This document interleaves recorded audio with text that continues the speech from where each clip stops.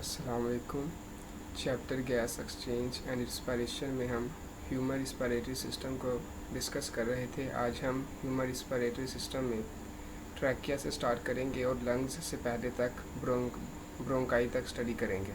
Trachea के अगर हम स्ट्रक्चर की बात करें तो एक विंड पाइप है जहाँ से हवा गुजरती है और इसकी लेंथ जो है वो 12 सेंटीमीटर है और इसका डायमीटर 2.5 सेंटीमीटर है। ये एक हॉलो ट्यूब है जिसको सी शेप्ड हाईलाइन कार्टिलेज से बनी हुई रिंग्स जो हैं वो उसको सपोर्ट करती हैं और ये रिंग्स तकरीबन 16 से 20 प्रेजेंट होती हैं ट्रैकिया के अंदर। ट्रैकिया के बाद भी होंगी लेकिन ट्रैकिया में जो है सी शेप्ड 16 to 20 प्रेजेंट होती हैं। C shaped rings hyaline cartilage की बनी हुई होती हैं। ट्रैकिया जो है ये लैरिंक्स से स्टार्ट होता है और ये 5th थोरैसिक वर्टिब्री तक एक्सटेंड होता है जिसको हम सिंपली T5 बोलेंगे। 5th थोरैसिक वर्टिब्री तक एक्सटेंड होता है, लैरिंक्स से स्टार्ट होगा। फिर trachea left and right primary bronchi में डिवाइड होगा।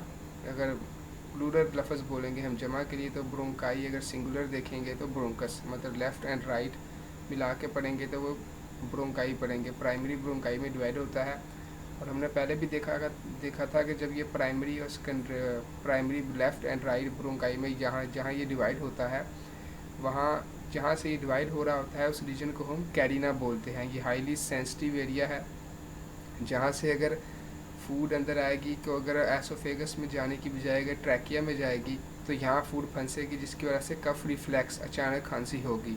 तो ये जो खांसी का रिस्पांस है वो यहाँ से जनरेट होता है। हाईली सेंसिटिव रीजन है कैरिना, ये जहाँ से ट्रैकिया डिवाइड होगा ना प्राइमरी ब्रोंकाई में, यहाँ से स्टार्ट होगा। जो लेफ़्ट और राइट प्राइमरी ब्रोंकाई है ये स्ट्रक्चरली थोड़ी डिफरेंट होती हैं, इनकी साख्त थोड़ी डिफरेंट है। जो राइट प्राइमरी ब्रोंकाई है ये थोड़ी वर्टिकल है, थोड़ी शार्टर होती है और वाइडर होती है। ये 2 to 5 सेंटीमीटर इसकी जो है वो लेंथ है। इसके बरक्स जो लेफ़्ट प्राइमरी ब्रोंकाई है वो थोड़ी लार्जर है लेकिन नैरो है। हम पढ़ते हैं कि कभी कभार जो फूड है वो एसोफेगस की बजाय ट्रैकिया में आता है, कैरिना रीजन से कफ रिफ्लेक्स होता है, फूड खांसी होती है, वापस चला जाता है। लेकिन कभी कभार फूड जो है वो आगे ट्रैवल कर जाता है, राइट प्राइमरी ब्रोंकाई में वो चला जाता है क्योंकि ये ज़रा वाइडर होती है जिसकी वजह से फूड कभी कभार इसमें भी एंटर हो जाता है। ये जो रिंग्स प्रेजेंट होती हैं ट्रैकिया के ऊपर, अगर ये ना प्रेजेंट हो तो ये एक हॉलो स्ट्रक्चर है, ये कोलैप्स कर जाएगा, पिचक जाएगा।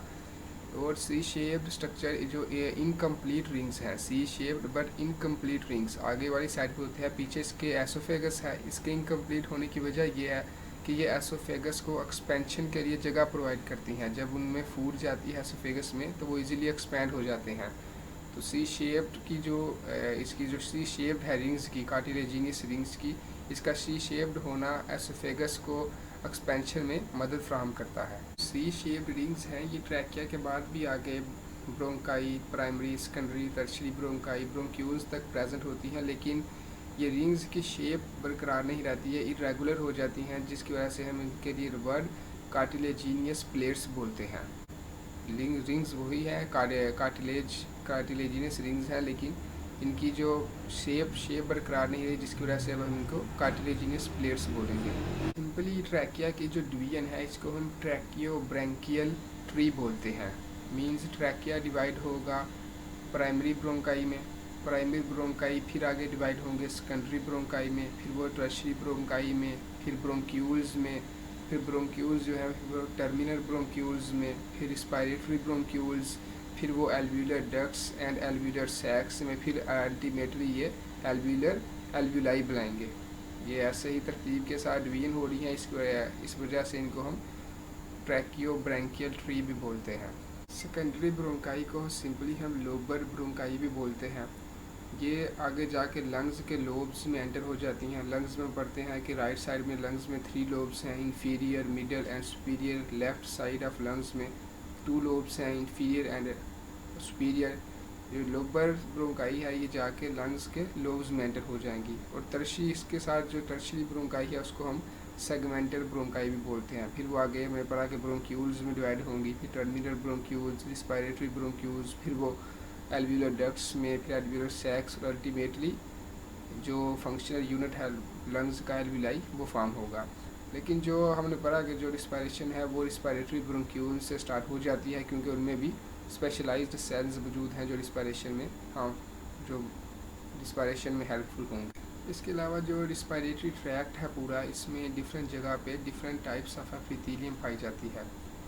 डिफरेंट जगह में डिफरेंट टाइप्स ऑफ एपिथेलियम पाई जाती है रिस्पायरेटरी ट्रैक्ट में। Primary, secondary and tertiary bronchi में सीडो स्ट्रैटिफाइड सीरिएटेड एपिथेलियम प्रेजेंट होती है। जो सीडो स्ट्रैटिफाइड का मतलब फॉल्स स्ट्रैटिफाइड, जो मल्टी लेयर्ड अपीयर होती है, looks like multi paired but actually it is not.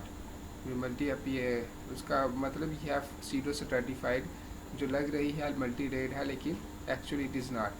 और ये सीलिएटेड होती है, जो म्यूकस और डस्ट पार्टिकल को मूव फॉरवर्ड करती है। इसके अलावा लार्ज ब्रोंक्यूल्स में ciliated simple columnar epithelium present होती है विद गबलर सेल्स जो कि म्यूकस सक्रीट करते हैं, लार्ज ब्रोंक्यूल्स में प्रेजेंट है। और जो स्मॉलर ब्रोंक्यूल्स हैं उनमें भी same type of epithelium present है, लेकिन वहाँ पे गबलर सेल्स प्रेजेंट नहीं है।